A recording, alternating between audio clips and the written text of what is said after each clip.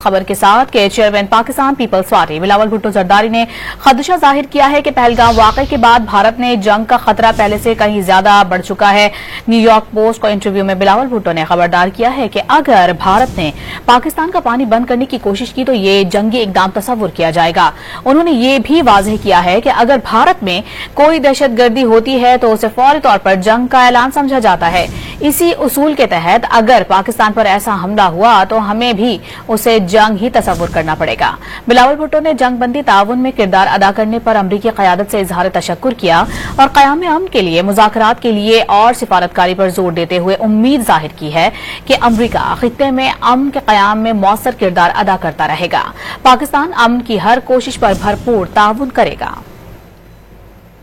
आपको इस खबर से मुताल्लिक आगाह कर रहे हैं कि चेयरमैन पीपल्स पार्टी बिलावल भुट्टो ने यह खदशा जाहिर किया है कि पहलगाम वाक़े के बाद भारत से जंग का खतरा अब पहले से कहीं ज्यादा है और उन्होंने इस हवाले से न्यूयॉर्क पोस्ट को इंटरव्यू दिया।